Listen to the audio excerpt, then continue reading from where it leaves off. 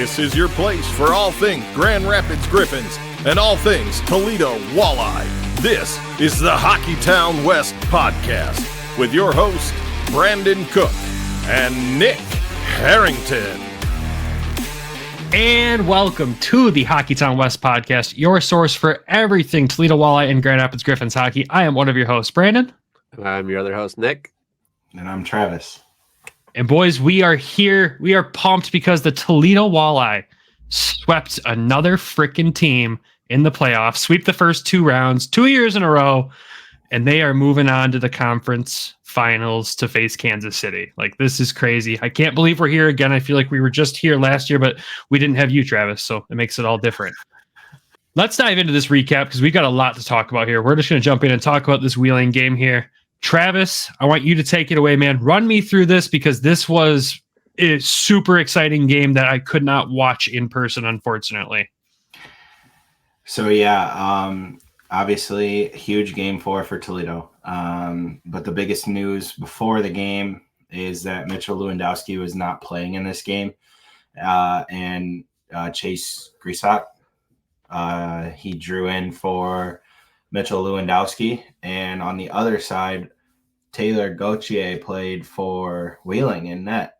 He was activated from reserve, making his first start almost 8 weeks to the day from his injury.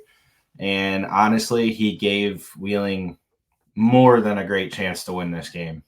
He was really good.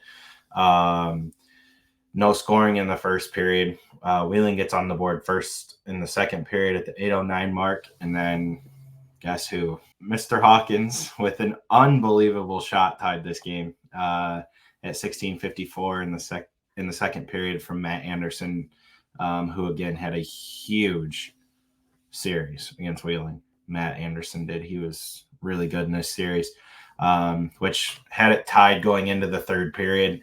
And the longer this game went on, for me, it kind of felt like, okay, I think this is the game that they're finally going to drop one because it's low scoring. It's just going to be a weird bounce that's going to win this game, and it's going to be a 2-1 game. And the Walleye made it 2-1 in the third period with Chase Grisak, who drew in for Lewandowski, right? 132 into the third period. Really great shot from Cruz and Propovesis. What can you say, right? A guy waits for his opportunity and makes the most of it. And Pat Mikic said after the game, look, he's playing on almost every ECHL team that's in the playoffs right now. He's going to be on the ice every game, and he's been sitting just waiting for his turn. And he gets it, and he makes the most of it, right? Scoring a huge goal to give Toledo the lead, which ultimately Wheeling comes back to tie the game about halfway through the period at the 9:17 mark with beautiful redirection in front of the net. I mean, their best player, really good redirection. It went right between Bednar's legs. There's nothing you can do about it. And then obviously we're going to overtime, and one of your guys' favorites, Riley Sawchuk, from about the top of the circle, kind of a broken play because I think it was Centazzo with his helmet, and he had to go off, and Doucette had the puck, and Sawchuk just came off the bench and just kind of went straight to the high slot right at the middle of the circles, and the puck found him and just ripped it. And he didn't even know it went in until everybody jumped off the bench, he said. And obviously all the Walleye fans there freaking out, going crazy. You can hear it on the TV that there was probably more Walleye fans than Wheeling fans there. And we're moving on, right? Another sweep. Bednar, really nice game. And honestly, like I said, all the props to Gauthier, right, for Wheeling. Not playing in 8 weeks. He literally kept them in this game so many times. But obviously, Toledo outshot them 36-26. Toledo 1 for 6 on the power play. And then they were 3 for 4 on the penalty kill. And Bednar with a nice game at a .923 save percentage. Probably the tightest game of the series. Even with game one, even going to overtime, this game just felt like it was just back and forth. It was a really good game and low scoring game, type of playoff game you want to watch. And it was just a great game to watch. I mean, and by Austin over, and we were going crazy when Sawchuk scored. Like, I think I about sprung off the couch. I did. I was watching it, and I was just like, oh no, because they were in the zone, and like Satazo starts coming off, and then Sawchuk just comes in, and then he just rips it in the high slide. I was just like freaking out. I'm like, oh my god, we just won it. And then I saw Riley was like, I don't even know if I was supposed to be on the ice at that time either. Like, I just went on, like, and kind of just, I would assume he just blacked out, just ripped it, and there it was, kind of thing. So, crazy good for Riley. Like, I was so stoked. I was so stoked. Because you could have, like, two guys could have jumped on because somebody probably was supposed to go on the ice next, and Riley just jumps on and ends up scoring. Like, you probably could have ended up with a too many men on the ice penalty had two guys just jumped on the ice. So that could have gotten really crazy, but it ended the right way for us. Yeah, I mean, there's two things I love about that. One, Grisak coming in, being able to get a goal like that, keeps the stat alive that everybody who's played a playoff game for the Walleye at least has a point, which is an absolutely just bonkers stat at this point. Like, that's just ridiculous that every single guy who's laced up the skates in the playoffs for the Walleye has a point. Like, and that's in 8 games. Like, think about that. That's everybody has a point and they've played 8 games. That's insanity. But then also just like the instinct of Riley just to just go and rip it. Like, that's what I loved about him in Grand Rapids. And I just love seeing him do it in Toledo. It's so good. And the boys are moving on. And like you said, too, Bednar, another great game, continuing the stretch of most of the time only allowing 2 goals per game with the Walleye goaltenders. Like, they've got to feel so good about themselves right now. Like, the streak, the 22-game win streak, that's whatever. You take it a game at a time, right? That streak will eventually end. There's no way it can go forever. If it does, I'll eat my words, whatever. But, like, come on. Next season, it'll end. Yeah, sure, whatever. But, like, just seeing how they're performing right now, when and if that eventually does happen, I hope they just all understand, like, what they've done is so special. And that one game that it happens, that's just a game. Move on to the next, just like they've been doing so far. But this is incredible stuff. Yeah, and to win the first 2 rounds the last 2 years, to go combined 16-0. That's just insane, right? Like, that's insane.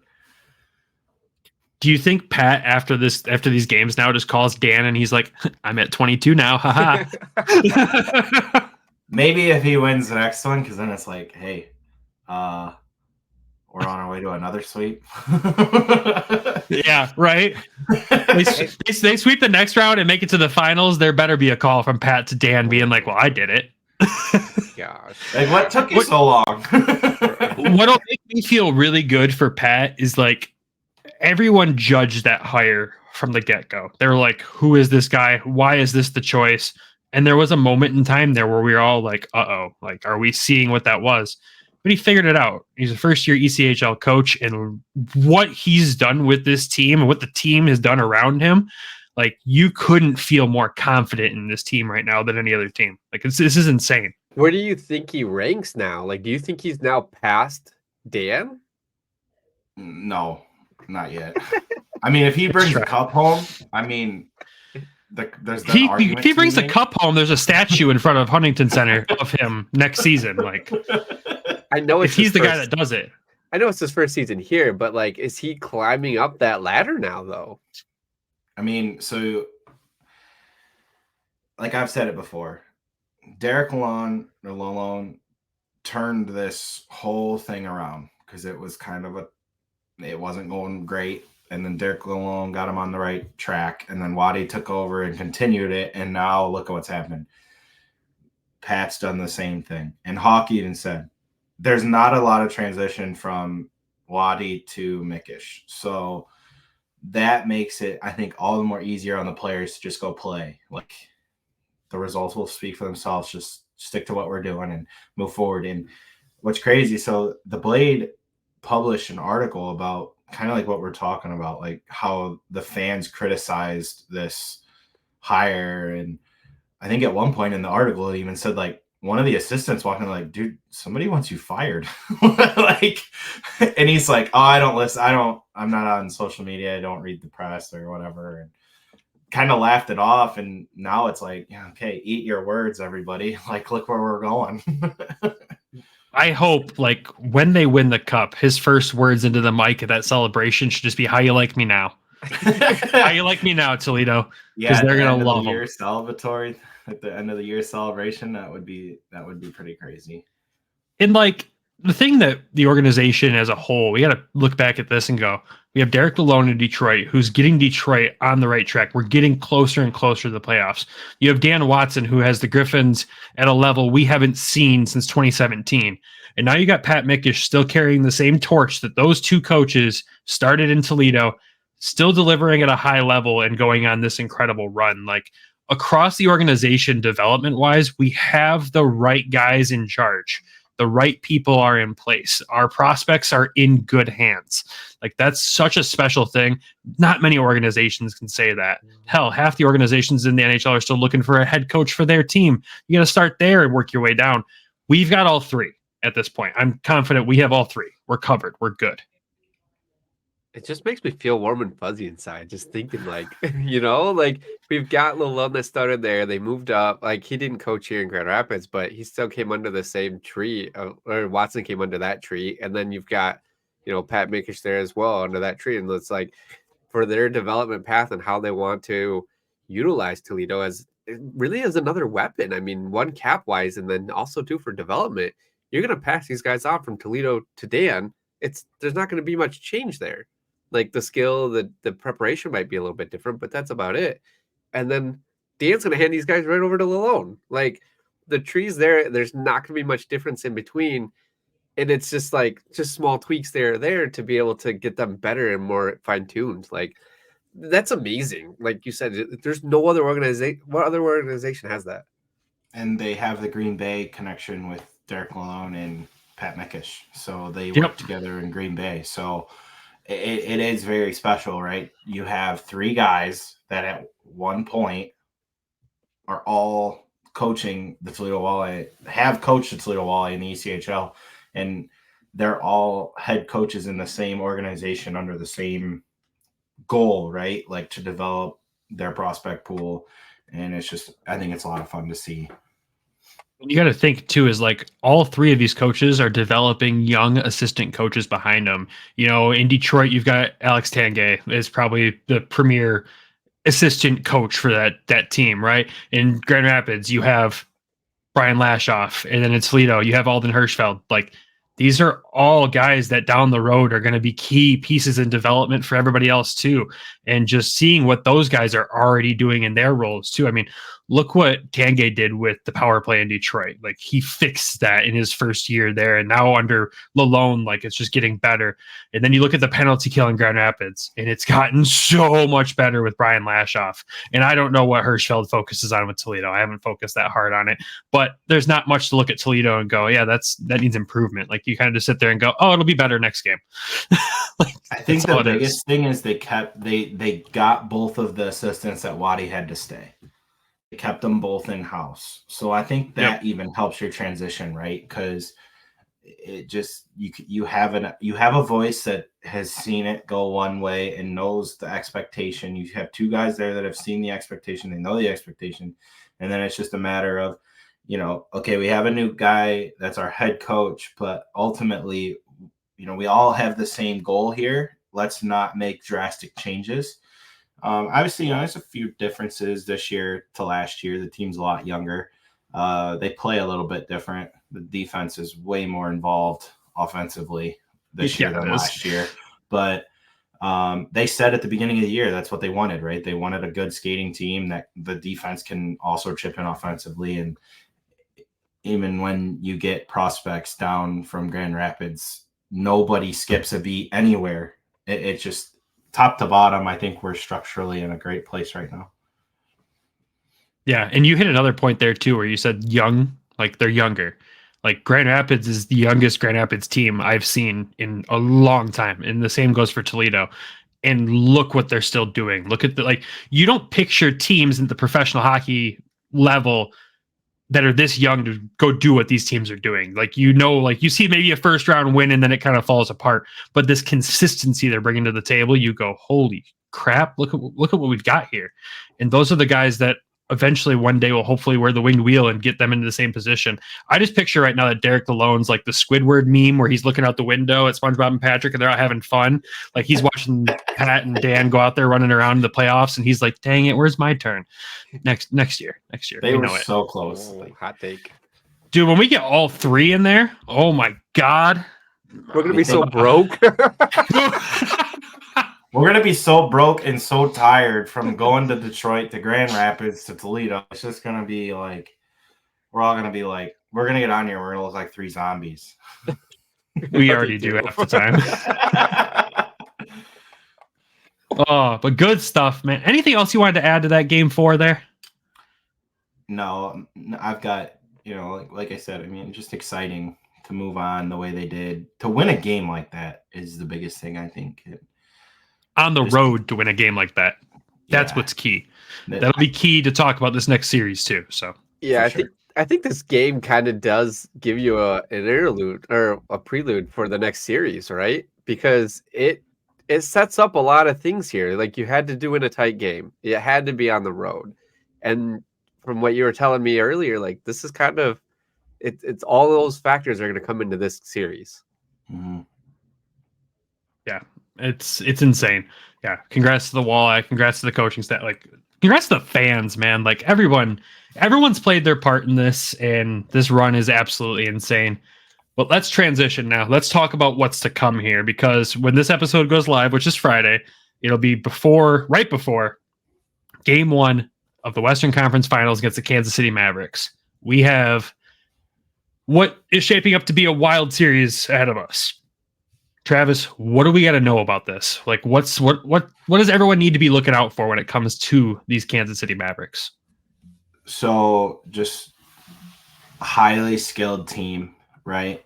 Very highly skilled team. 115 points this year. They have decent goaltending. Actually, really good goaltending so far in the playoffs.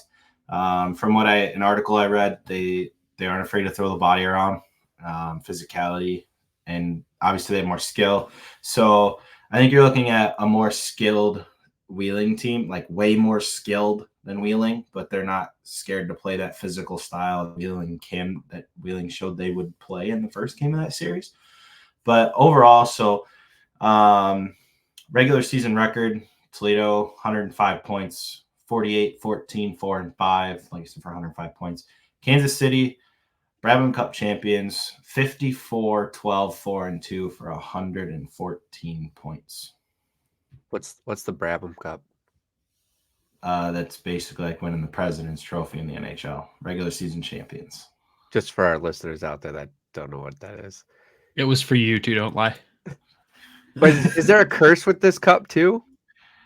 So there is a bit of a curse with this cup, as it is with the President's Trophy, right? You don't always necessarily want to win the regular season championship, because no team has won the Brabham Cup and the Kelly Cup in the same season since the now defunct Alaska Aces, and that was 2013-2014, so 10 years ago. Ouch, I feel so old. And another thing to note, this is Kansas City's deepest playoff run since 2012-2013. They weren't even in the ECHL yet. They were in what was called the CHL. And since they have joined the ECHL, this is the deepest run they've had in the ECHL. So going to be very interesting. Toledo definitely has the edge and experience, as they are now entering their 4th straight conference finals that has not been affected by COVID in any matter to any season. So crazy to think about there too. It's funny looking at both the teams' playoff history. This is Toledo's 23rd playoff appearance. This is Kansas City's 4th. Oh, wow. Like overall all-time playoff record is, Toledo's 132 and 102. So 132 wins, 102 losses. Kansas City is 19 and 13. So it's a win. Kansas City this year is 8-1 and Toledo's 8-0, obviously. So it's very interesting. Very interesting to look at. So they're not a traditional powerhouse then, would you say? No, not at all. Do you think them joining the organization they're a part of now, because they are a part of the Seattle Kraken organization, so they're NHL affiliates, them, and the AHL affiliates Coachella. Do you think that has anything to do with their like sudden surge into being relevant? I guess is the nice way to put it. Yeah, I mean, that's definitely a logical thought process, right? I mean, Coachella went to the finals last year, didn't they? Yeah, lost in Game 7, right? Yeah, and they finished second in the league this year. So, I mean, obviously you have a good culture built there, and you've seen it with Toledo, right? The guys that come down from Grand Rapids just fit right in and continue to produce at this level. So it's definitely, I think, a very good point by you to bring that up, and that, you know, when you have stability through your whole organization, top to bottom, it's a big deal. Yeah, huge deal. I think my favorite part when I look at the comparisons of the teams, like just looking at like the playoff leaders for points and stuff, like obviously for Kansas City, you have Patrick Curry. He's leading their team with 12 points. And I look at the Toledo box on my screen here, and it just says 3 tied. Because there's 3 guys tied for the team lead in points here between Riley Sawchuk, Sam Craggs, and Brandon Hawkins. So like, that's where I think Toledo is going to come out and have the advantage in this, is there's more scoring depth. If Toledo can shut down Patrick Curry, who else are we watching out for behind him? Because looking at the stats, it doesn't look like much. So the biggest guys behind him that I noticed when I was doing some research on this team is Nolan Walker, 4 goals, 5 assists, 9 points in 9 games played for 1.0 point per game. Jeremy McKenna has 4 goals, 4 assists, 8 points, 9 points, or 8 points in 9 games played. I'm sorry, for a 0.89 points per game. Jake Jeremko, 2 goals, 6 assists, 8 points, 9 games played. So another 0.89 point per game. And then David Cotton, 5 goals, 2 assists, 7 points, and 8 games played for a 0.88 points per game. So, I mean, they definitely have some offensive firepower to this team. If you want to look at as a whole, right? So Toledo versus Kansas City. Toledo's 21.7% in the playoffs on the power play. Kansas City's 22.2%. Penalty kill is 88.9 for Toledo and 91.7. I also saw 96%, so I don't know which stat's correct. Both of them are on the ECHL website. How there's 2 different stats, I don't quite understand. The penalty kill stat I have for Toledo for this playoffs is 88.9. Yeah, no, Kansas City's. I see 95.8. See, and then I clicked on their team directly, and it was 91.7. So I don't. I'm going based off of the document the ECHL threw out today for this preview, so we'll roll with that. And if that penalty kill is seriously a 95.8, holy smokes, that's pretty impressive. But I'm also curious to see like what was the power play like of the teams they played against, because clearly they're on the same type of run that Toledo is. They just have 1 loss snuck in there. They probably just played the Griffins. Oh, jeez. Don't get me on another power play rant. We're not doing that. If anyone wants to hear a power play rant, they can go to the episode before this. There's a good one in there. Good Lord. They didn't even get my unhinged part when I was texting you guys and sent you guys a Christmas vacation freak out. Don't worry, I was unhinged enough for you. I just was going to finish off. Yep. Goals for a game, 4.37 for Toledo in the playoffs versus 3.77 for Kansas City, and then a 2.12 goals against average per game, and then a 2.44 for Kansas City. So literally flip a coin. I mean, they're so almost dead even on paper that I really think this is going to be an instant classic of a series. A quick question. Is there a lot of prospects down there in Kansas City? I'm not sure. I just was looking not really from what I'm looking at here. And like, I mean, Coachella's still in, so they're not going to drop. But I just didn't know if they had some like crazy Coachella Valley players, like they have Riley, like Toledo has Riley, they have Doucette, they have Bednar, they have Letherman. Like, is there anybody like that? Yeah, Kansas City doesn't have Shane Wright, so we're good there. He's not that good, anyways. Just kidding. No, it doesn't look like they have any like Seattle level prospect. Now, Coachella level prospect, sure, they probably have. I mean, Curry probably should be playing in Coachella Let's be real.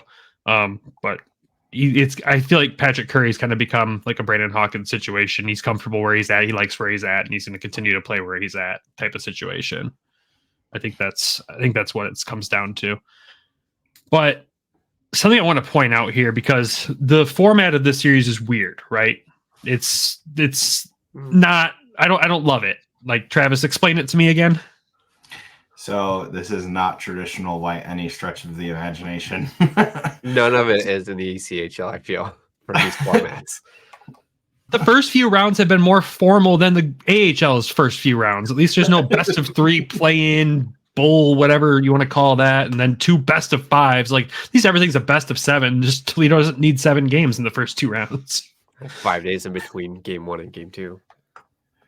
Yeah. Oh my God. Anyways, but yeah, what's the format for this? So we got a 3-4 format, which is so bizarre that it can even happen, but here we are. So nonetheless, game 1, Friday, May 17th. Today is when you'll hear this. It's tonight. Game 1 is, like I just said, Friday, May 17th. Game 2, Saturday, the next night, May 18th. And then game 3, still in Toledo, on Monday night, May 20th, and then the venue shifts to Kansas City for 4 in a row, starting next Friday, May 24th, followed by a back-to-back again for game 5, which is Saturday, May 25th, and then game 6 is Monday, May 27th, and game 7 would be Wednesday, May 29th to close out the series. So a very interesting format. I think all 3 of us have voiced our opinion of not liking this, but I guess stupid. Yeah, it is, but it's a challenge, right? And a little adversity might not hurt this team, right? They haven't had a ton of it, so we'll see. The biggest thing I don't like in a 3-4 format. So if you do 2-2, 1-1-1, you're thinking to yourself, okay, we got to get a split, and then we go home, and we can win it on home ice if we just win our home games.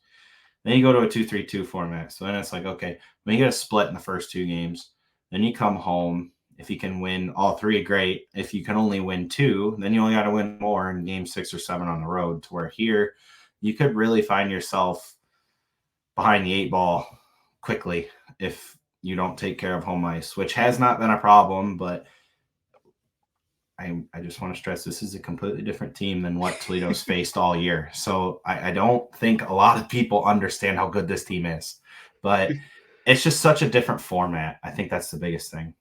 You sounded so concerned. It's just, listen, last year, the same scenario happened. We were 8-0. We thought we were the greatest team going ever. And then we ran into Idaho, and Idaho just demolished us. Yeah, but that had outside influence though too. It did, but even when it came home, Idaho was. Yeah, but the games were so much closer than they were in Idaho than they were. Like, that could have been the toss of a coin, like whoever won those games. Like, yeah, Idaho maybe outplayed them, but like a bounce goes your way and the game's a different game. Kansas City, like. There's so many unknowns, right? We haven't played anybody in this division. That's what, like, a lot of people say is, Toledo gets once they get out of their division, they get smoked. The division they play in is too easy. Not true by any means, first of all. I mean, these teams were only separated by 9 total points in the regular season. And Toledo had a rough stretch there that, you ask Hawk himself. There's one game where they lost 2 points there that he doesn't even want to think about. It was that bad of a game. Like, that stuff happens, and that's fine. And they've grown since then. I just look at it as more as, yes, these are very evenly matched up on paper, but I think the experience is going to carry Toledo there. I think when they're at home, the fans are going to have more of an impact on this series than they think they will. So they need to show up. They need to be loud. They need to be obnoxious. You need to start a backup goalie chant again. Like, whatever you got to do to get under this team's skin, get them rattled. Like, I'm here for it. Let's do that. But the biggest piece that sticks out to me, yes, this format is stupid. But the one thing Toledo ran into last year with the travel situation was, the sleeping situation in Idaho. It was jacked. It was really stupid. No team should have ever had to deal with that. with going to Kansas City for the 4 games, you're there. You don't have to go back and forth. You are fully established there. Yes, the travel there is a little bit longer than normal, but it's not all the way over to Idaho, first of all. True. So it's already closer, which is good there. Toledo's got a perfect record on the road in the playoffs. And overall in the playoffs, their record on the road is absolutely insane, where it's a 25-7-3. Yeah. They were road warriors all year last year, too. You know, it's just, Kansas City's only loss came at home in these playoffs so far. Yeah, to Idaho. I mean, that was a tight series for the most part. Yeah, it was. It was a tight series. Granted, they got through them in 5 games, but I mean, there were some tight games. One was like 7-5, so it was like, okay, who brought the 80s back?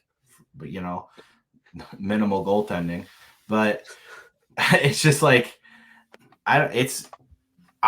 So speaking from experience, last year it kind of scares me a little bit, but I'm very excited for this opportunity for these guys, right? It's going to be a lot of fun. I think it's going to be a great series myself, like I've said, but it's going to be something to watch. You know, both of these conference finals are going to be very interesting to keep eyes on. Yeah, I mean, last year will scare most fans, right? We'll be like, oh, God, we're here again. Like, until we get past this, we'll always be scared of the conference finals. But, I don't know, this just feels different. Like, the experience on this team, the depth of this team, and just, like, the leadership on this team. Like, hey, they've all been here before. There's a new chip on all of their shoulders as they head into this series. I don't think they're just going to get run over. They're not getting run over. There's no way in hell this team's getting run over in this round. If this goes 7 games, every game's going to be a close nail biter. Holy crap, what just happened game. Me personally, I almost want to adopt the Nick strategy here of this team's never going to lose a game again. I will only say that if you can answer this question. Do they already have hotels locked down for this round? You know they do. Like, there's no way they don't.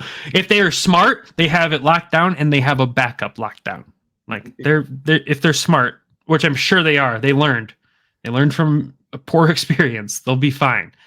I think that played more of a factor mentally than anyone could imagine. Sleeping on a cot in the arena in your suit half the time, like what they said, like that happened the first night. Like, what? I couldn't imagine waking up after that and playing a playoff hockey game against a big, rough, tough Idaho team. There's a reason they lost that conference finals last year, and it wasn't the play on ice. It wasn't. Not only like mentally, it was challenging. That's physically too, because you just didn't get a good night's sleep. Like, you're sleeping in the arena. So, I like the fact that you said like, you've got 4 in Kansas City, so you're not going anywhere. Like, you're staying there that entire almost a week in Kansas City. And I mean, Toledo's undefeated at home too.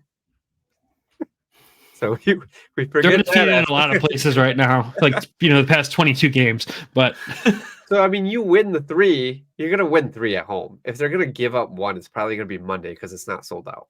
So I think they win those first 2, and then I think they win the next 2, or the 2 in Kansas City too. I think it'll be close, but I think they do that. Yeah, I think just like you said, Brandon, the stability, right? They're going to be in a stable situation out there versus last year. That's definitely going to be a big help for them, I think. Be like a little home away from home, right? And you kind of seen it with one of the playoff series so far in the NHL. I believe it was Colorado, their first round series. They made the visiting room, like, they took stuff from Denver with them. Like, they were putting all kinds of stuff up on the walls to make it feel like home. So, and I mean, if you do happen to be out there for almost a week, you can make it feel like home away from home. So, something they didn't get to do last year. So I'm looking forward to it. It's going to be a lot of fun, right? And just to see 2 heavyweights square off at this time of the year, right? You're going to have to beat good teams at this point in the playoffs. You are going to have to play to at least 2. If you get to the finals, you're going to play 2 really good teams. You don't get to the finals by fluke. You don't get to the conference finals by fluke. I don't think, there's no way. I don't I mean, and then you have Cinderella stories occasionally, but most of the time you're going to have two heavyweights duking it out for a right to go to the Kelly Cup Finals. And another, like, there's a couple of stats that just jump out as I'm looking more and more at this comparison sheet while we talk. Like, average penalty minutes for, like, per game for these guys. Kansas City, 9.22 penalty minutes. Toledo, 6.88. Toledo's more disciplined. And we know that the power play can be lethal. It's been iffy in the playoffs, but it can be lethal. We know Toledo's penalty kill is freaking solid, though. Like, we know that they can come to play whenever they need to. The biggest one that sticks out to me is that out shooting their opponent, Kansas City's 1-0. They've only had one win out shooting their opponent. Toledo's 7-0 out shooting their opponent. That's crazy to think about, right? I mean, in theory, you have more shots, you're going to score more goals, you're probably going to win more games. But Tell the Griffins that. Hey, Coachella did the same thing last night to Ontario. So they got outshot by 15 shots and gave Ontario their first loss at the playoffs. It was insane. There's going to be so like, and this is something that I just wish more people watch the ECHL, because this series has so many makings to just be something so much fun to watch.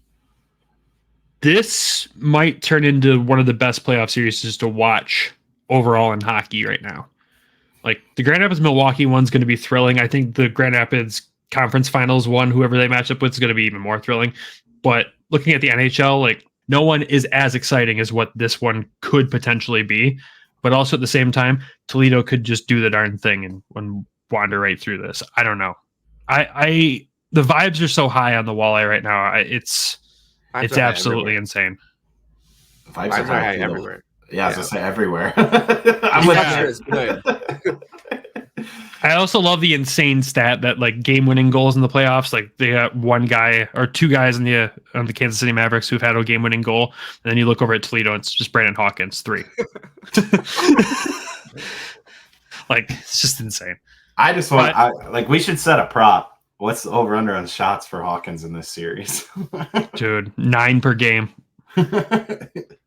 What's crazy enough to me, Travis, is that this is shaping up. If Toledo gets through this round, it's shaping up to look like they'll take on Florida in the finals. And I know you want that. Like, there's revenge that is wanted there. I think by this entire organization. So I can only imagine what the fans will bring to the table if that happens. But what I want fans to understand now is that this round, these 3 games, you got 3 chances at home to be the loudest you could be before you might not see your fish play on the ice again this season.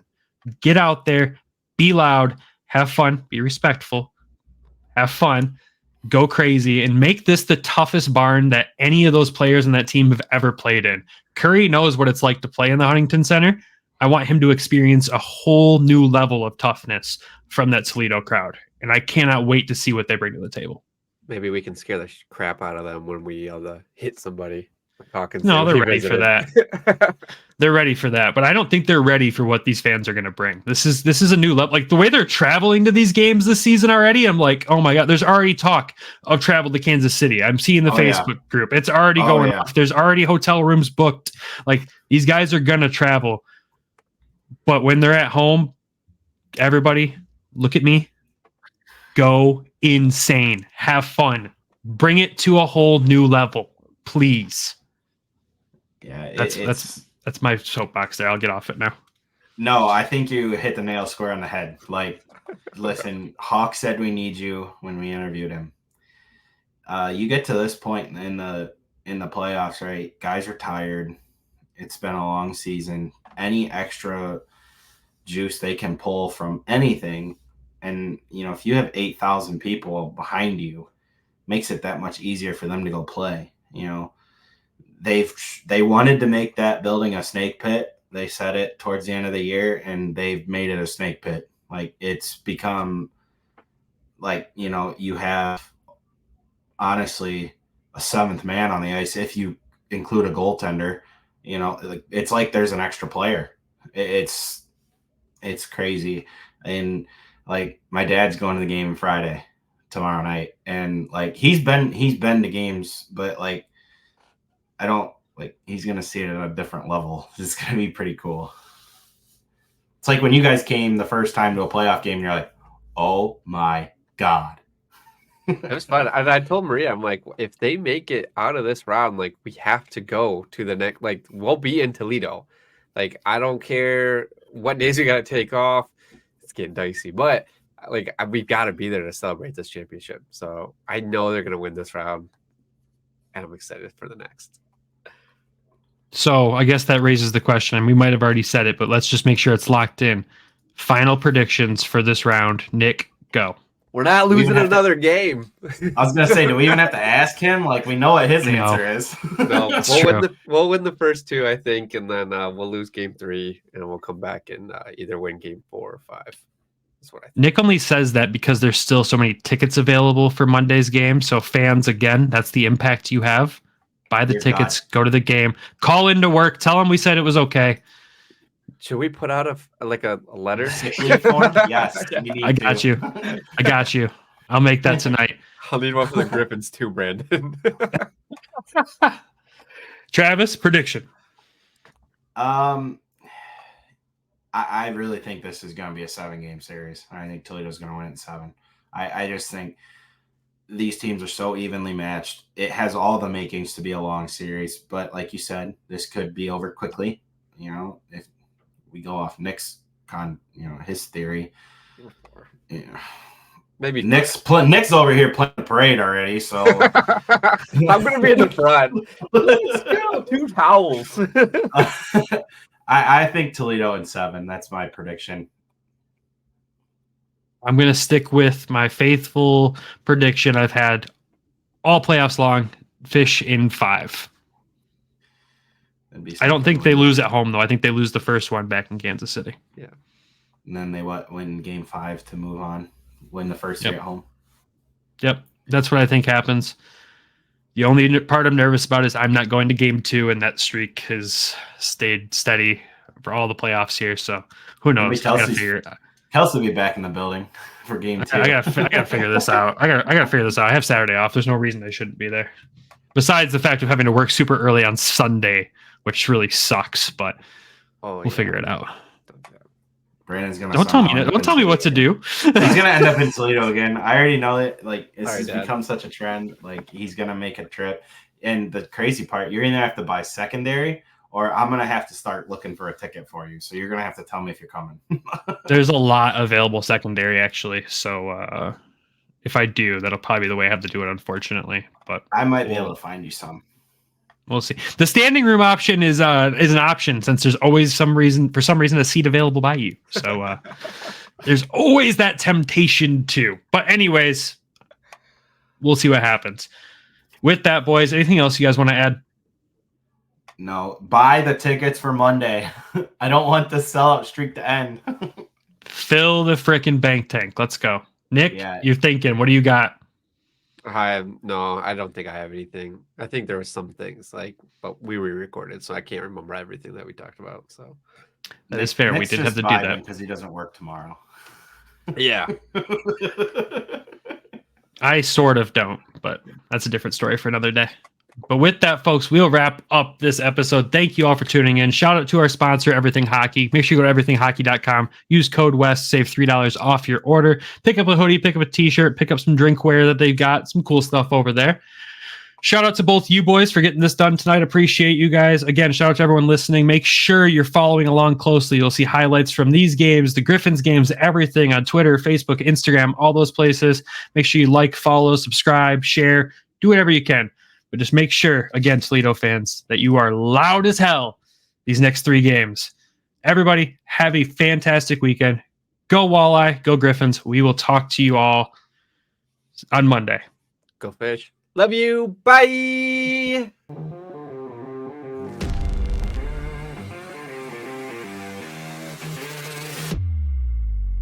Thank you for tuning in to the Hockeytown West Podcast. Be sure to check us out on Twitter at HockeytownWPod and your host, Nick at GR Hockey Guy and Brandon at Brandon GR Hockey.